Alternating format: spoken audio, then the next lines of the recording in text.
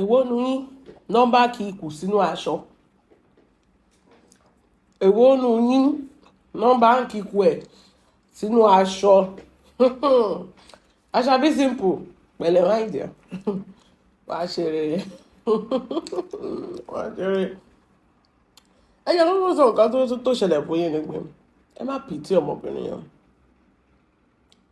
ẹ má pìtì Ashabi simple kí ló dé tí mo sọ bẹ́ẹ̀ ni pé ṣe rí bó ṣe wà yẹn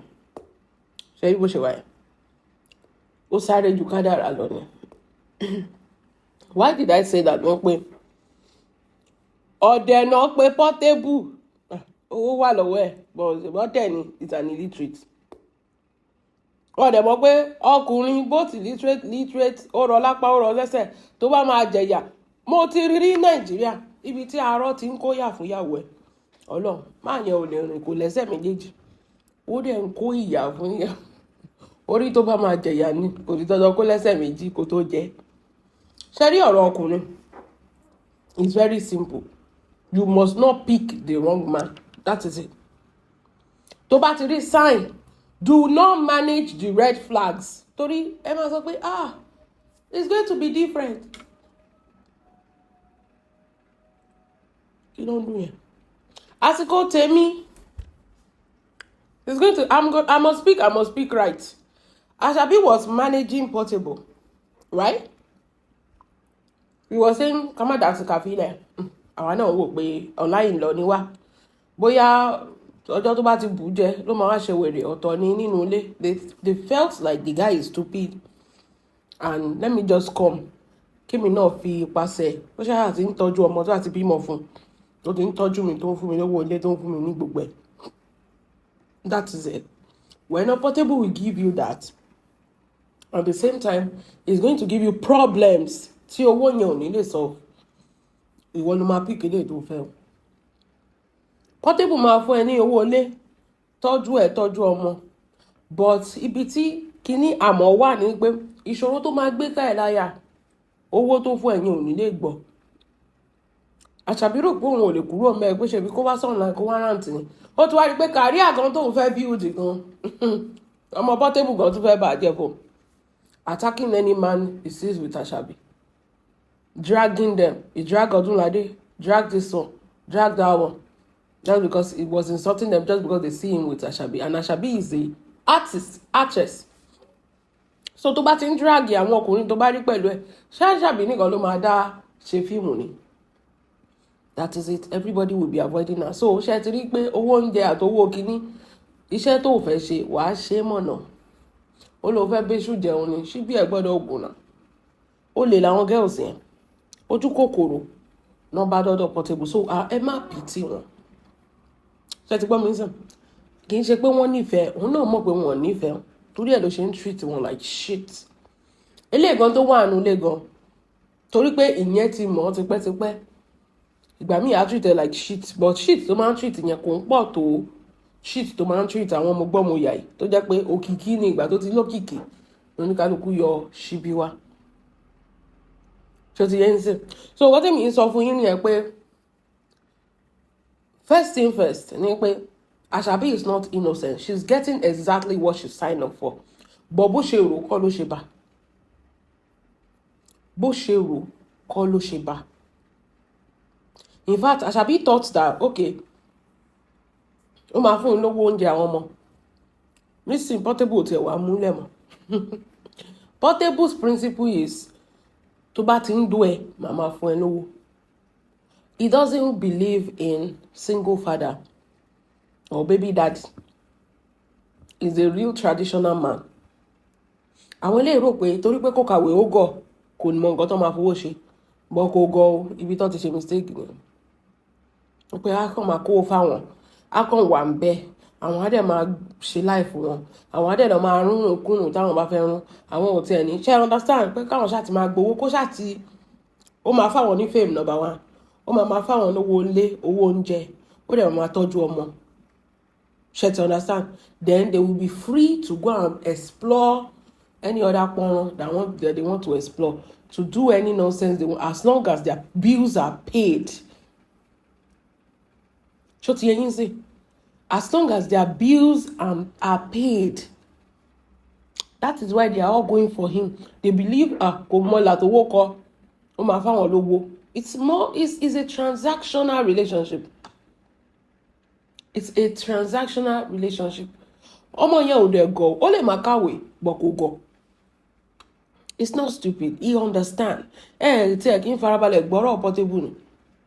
Eléyìí tó ń pé ìyá Ashabi lọ message Portable pé 200,000 ló ti fún wọn for the past 6 months. Owó school àwọn ọmọ oúnjẹ àwọn ọmọ. Of course, it's not smashing. Another person will smash Ashabi. So it's not, to him, it's not obligated to take care of those children. But tó ń bá fún yín ní kẹ́gbà. But tó bá yẹ pé Ashabi ń gbogbo ẹ̀ lẹ́ni, ó máa insult, ó máa bà tẹ́ jẹ́ lọ́nà. But wàá máa gbogbo ẹ̀ lẹ̀ fún. Ó máa fún ẹ lówó. So méjèèjì wèrè wá.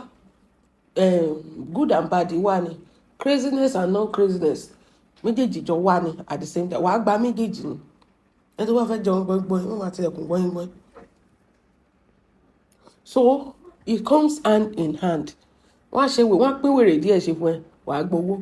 Á pín wèrè díẹ̀ ṣe fáwọn family ẹ, wàá gbowó. So nǹkan tó máa ń wà bẹ́ẹ̀ nìyẹn pé obìnrin tí ò bá ti fẹ́ ṣiṣẹ́, ojú ẹ̀ máa rí nǹkan ìríkùrí ilé ayé, ojú ẹ̀ gbọ́dọ̀ rí. Of course, that is just it. Ìgbà tó yá rí pé ó máa ń sọ tẹ́lẹ̀ pé kọ́ fóun lẹ̀ ilé òun ni ṣá lè wọkọ̀ fún wá bàbá ọmọ fóun, òun ò lè lọ. Ta ló lè kó tó lọ sí? Ìgbà tóun kọ́ fún ara ẹ̀ rí pé tóun bá lọ it get worse, because that is one thing about Portable. He's a man tó jẹ́ pé tó bá ti ń fìlọ̀kulọ̀ lọ ẹ̀, tó bá ti ń gbà, it's only going to get worse, kò lè get better. Bó ṣe máa gbà ní ẹ̀ tó wọn. In fact, rí the last time pa mí baby tó ń lura wọn ni. Ó sì máa worse jù yẹn lọ. Ẹ sì máa ṣá ara yín. Ó sì máa worse ju gbogbo yẹn lọ. Ẹ wo Dámilọ́lá for example, ṣé ti rí pé bí Dámilọ́lá náà ṣe lọ nìyẹn. Àwọn obìnrin ní problem. It's not the men. It's the women. Ẹ wo Dámilọ́lá. Portable fẹ́ wá ṣá Dámilọ́lá pa mọ́nú ilé. Dámilọ́lá tètè kẹ̀rú ẹ̀ ó japa, ó fi inú ilé lẹ̀. Èmi rò pé tó bá ti dérú stage yẹn, torí ẹ bá pé aṣọ ọmọbìnrin, wàá ṣe kí ni? O ò ní padà sírú toxic relationship yẹn mọ́. Kí ni Dámilọ́lá ṣe? Dámilọ́lá was just on TikTok chatting with friends, TikTok live. Kì í tiẹ̀ tó ń ṣọkùnrin ló ń bá sọ̀rọ̀. So he doesn't ṣe wèrè Portable. Kò ní ìdí pé o ṣe nǹkan kan tó bá ti bù jẹ sí ẹ, ó ti bù jẹ sí ẹ nìyẹn. Nǹkan tí mo ń láìkẹ́ sí ni pé bó ṣe wà yẹn, tó bá ti lè bù jẹ pé wo ìyá ẹ̀ máa jẹ̀yà lẹ́nu, ìyá ẹ̀ gbọ́dọ̀ jẹ̀yà. Tí ìyá ẹ̀ bá ti kú gan, straight bullet máa lọ bá ìyá ẹ̀ níbi tó wà. So it's consistent with wèrè ṣíṣe. That is just it. Ó dẹ̀ mọ́jú tó ń ṣe sí, toró ti mọ̀ pé òbò làwọn girls yìí. Wọ́n dọ̀rẹ̀ wọ́n dọ́ta wọn. Of course, ó máa mọ̀ pé all they need is money. So it's going to treat them like trash. They don't have resources. They don't believe in themselves. They don't feel they can be anybody, because if you are mentally okay, mentally okay, why would they go for somebody like him? It's a simple truth. Èmi ẹlẹ́yà tẹ́ mo ti bí gbogbo ọmọ inú mi tó ń sìn báyìí. Mi ò lè fẹ́ Portable. Máa yá kú. Kò sóye tó lè gbélé. Ó mọ̀ pé if they are mentally okay, why would they go for somebody like him? Ẹ wo Dámilọ́lá yẹn bá ṣe ń sọ̀lọ̀. Wọ́n fẹ́ wá ṣá ẹ pamọ́lé. Orí ìyọ́ ẹ ò tètè bẹ́ kúrò ó sá lọ. Ìwọ ló tún wọnú DM ọkùnrin tó tún sọ pé òun ṣàdúrà fún torí pé ó fẹ́ gbowó. Look, is it Portable's fault? Is it twice now? Ní Dámilọ́lá ti padà lọ síbẹ̀ because bó ṣe wà yẹn wọ́n ò lè ṣiṣẹ́. They can't work. They rely on men for money. Wọ́n á sọ pé wọ́n bẹ́yàn kan tọ́jú ikù sínú aṣọ. Of course, ó ti rí yín tán now. A well-respected lady tó mọ nǹkan tó ń ṣe kò lè gba iwájú Portable kọjá, kí ló fẹ́ lọ ṣe? Ó mọ̀ yín, ó rí pé amount to anything. You no get skill, you no get family, you no get anything. You are just looking for anything you can use to survive. You are a graduate. Ashabi is simple. You are a movie kini. wọ́n sọ pé all publicity is good publicity, kì í ṣe bí ti Portable o, kì í ṣe bí ti Portable o, kì í ṣe good publicity nìyẹn. Portable máa fi tiẹ̀ bà tiẹ̀ jẹ́ ni. That is not publicity. Tó bá ti ń ṣe wọ́nranwọ̀nran síta tí ò ṣe dénú ilé is a good husband. Sórí pé kí ni ó mówó lẹ̀, ó dẹ̀ ń tọ́jú àwọn ọmọ ẹ̀. Ó lè máa ṣe wọ́nranwọ̀nran ẹ̀ sí other people tí ò ní affect career. But Portable doesn't want to have a woman that works. Ẹ lọ bèrè lọ́wọ́ Bẹ́wàjì pé kí ni iṣẹ́ Bẹ́wàjì, iṣẹ́ òun Bẹ́wàjì ṣe. Tó bá ti lè jọ̀bìnrin tó ń ṣiṣẹ́, you can't be with Portable. You want to be the only one that provides. Those girls don't understand that. You have to understand that. He wants to be the only one that provides for you so that you will be looking up to him like he's your God. No other assistance from anywhere. But these ladies want to work, they want to make it for themselves. Then why are you entangled with somebody like that? They didn't know that he's going to read this side of him. Yeah, literally. They've not seen this side of him before. They only saw that, oh, this is a stupid man. Kakon gbowó ọwọ́ ẹ̀. Tó bá ṣá ti lè bímọ fún, tọ́jú àwọn tó bá ti bímọ fún. Ká gbowó ọwọ́ ẹ̀, kó ṣá máa tọ́jú wa ó ti tán. They never saw this side. Until ìgbà tí Ashabi simple tó láòbò lálákọ̀ọ́kọ́, tó lóbò lẹ́lẹ́kejì, tó tún lóbò lẹ́lẹ́kẹta. Ọlọ́run ni ò ní jẹ́ kí yẹn dúró. Now she now realized that whatever it is tó ń lọ ṣe lọ́dọ̀ Portable kò wọ́ ọ̀tẹ̀. Ẹ̀yin tẹ́ máa lọ fọ́kùnrin torí owó kò wọ́ ọ̀tẹ̀. Owó is important, but not that you don't even have any feelings for that person. You are just there for the woman backfired. Gbogbo nǹkan ló wà important. But irú ti Portable yẹn, come on, using yẹn. That's not even marrying a man because of money. That's using. He knows he's not even qualified. Could qualify for our girls. They are way above his leagues. Ṣé àwọn ọmọ tó máa mú gbáná yẹn tọ́jọ́ máa lura àwọn àlùfẹ́ ẹ̀kú sínú ilé àwọn ọgbọ́n ní set Portable. You see that kind of, temperamented mind. Àwọn nìkan ló lè tó bá ṣe hùrù mọ́ àwọn yẹn náà máa ṣe hùrù. Àṣàbí ọlọ́ṣẹ́ yìí ìwọ lọ school náà. Ìwọ lọ school náà.